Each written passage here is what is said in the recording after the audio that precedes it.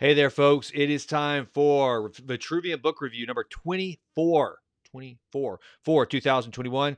And it is from Graeme Simsion's book, The Rosie Project. This is a fantastic read. I'm not going to hide the ball. I'm going to tell you right out of the gate. This is an awesome book. I am a sucker for a good rom-com.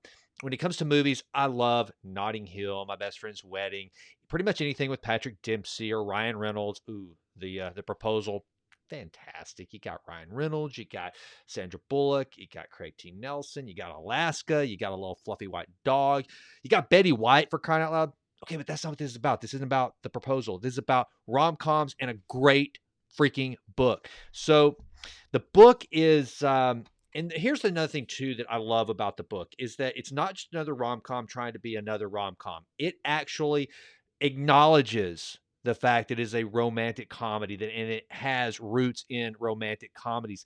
And I would say the best way to describe this book is like take a Rain Man type character plus a plot similar to When Harry Met Sally and mix it up, maybe a dash of Casablanca in there, and you've got the Rosie Project. I probably didn't do it much justice, but that's kind of what it is. It has all these elements, and I can totally see this being a book that goes to film. I hope it does. From what I understand, the movie rights have been optioned, and I hope that it does make its way to theaters because, frankly, I think pretty much everything being produced right now is crap. It's either some political message, some social justice message, or it's a Marvel movie about its comic books that are about social messages or something like that. So it would be really friggin' awesome to just have a good story, a good movie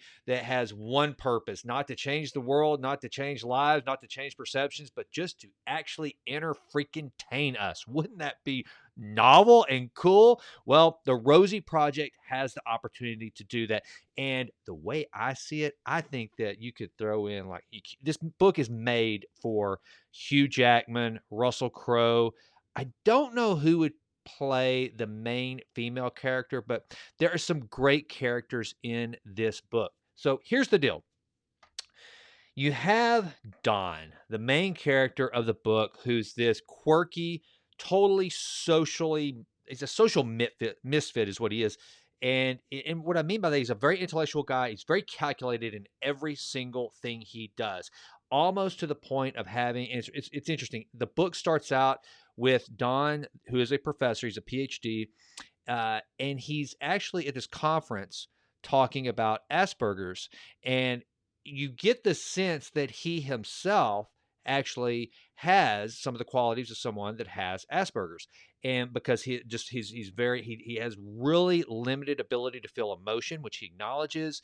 And then he's on this he's created this mission to find his wife. So that's the wife project. And throughout the course of, and I don't want to give away too much, you know, it's easier to give you a lot of details about a biography or some self improvement book or something like that. But when it comes to fiction, I want to be very respectful, no spoilers or whatever. But so just with that in mind, Don sets out on a finding a wife and being extremely anal and persnickety and calculated. He's got this whole list of attributes that his future bride must have and the absolutes that she must not have. And she's got to fit into this perfect little box that is his daily routine, his life.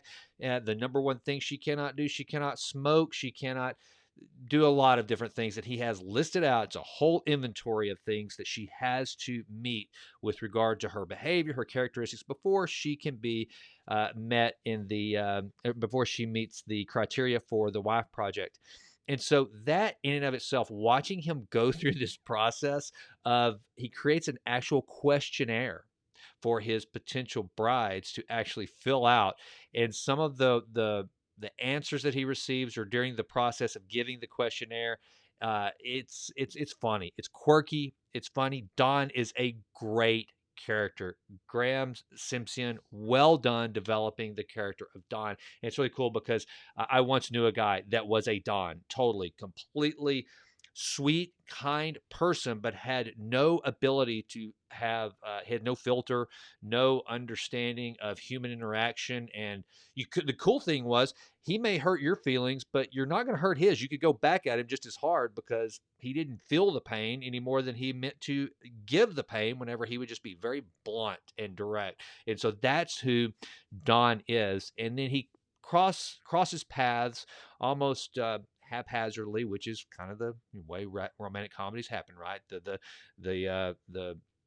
The boy and the girl are never actually supposed to get together. They just kind of have a, what's it called, a meet cute, and then boom, all of a sudden they figure out that maybe they're there.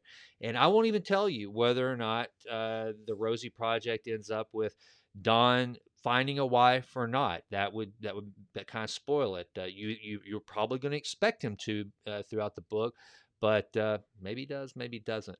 But along the way, he meets Rosie, who is in search for her biological father.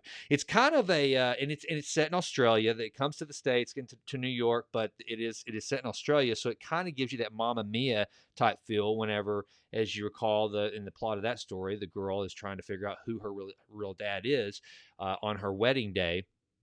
I think that's right. It's been a long time since I've seen Mamma Mia, but most of you have, and you understand. So it's kind of got that vibe to it. It's like, who's my dad, and going through all these different things.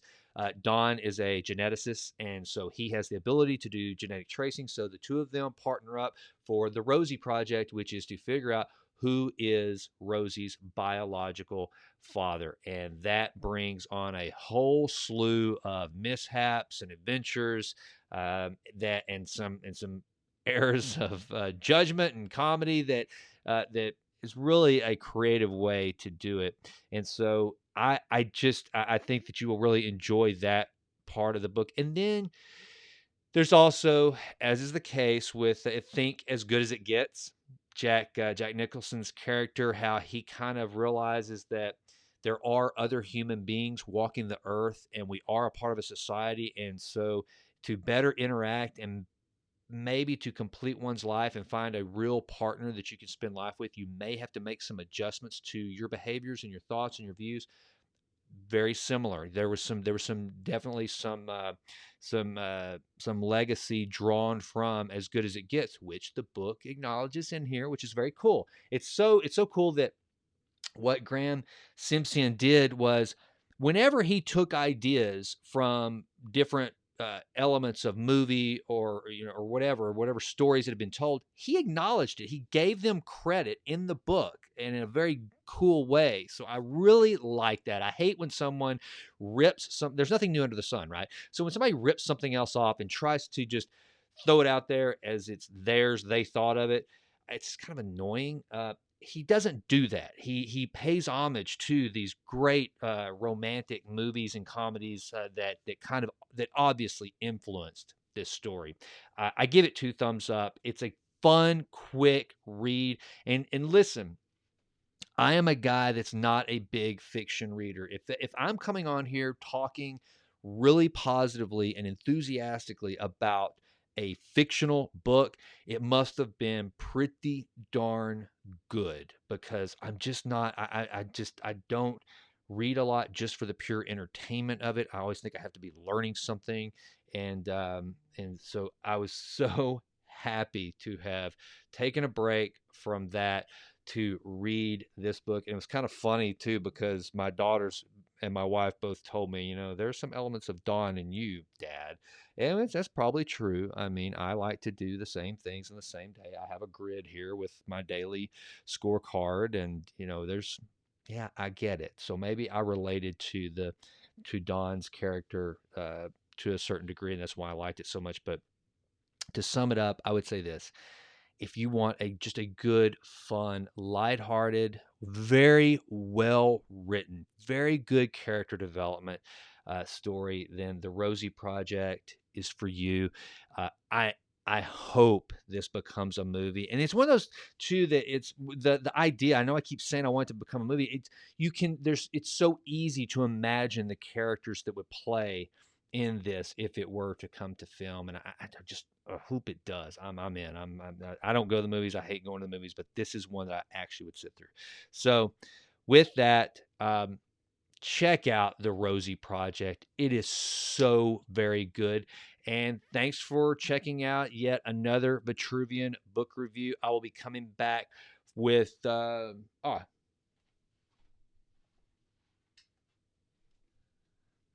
Big Little Breakthroughs. My lighting's all jacking that up. I'm sorry. Big Little Breakthroughs. There you go. I think you see it, by Josh Linkner. That's going to be the next one. That'll be book review number 25.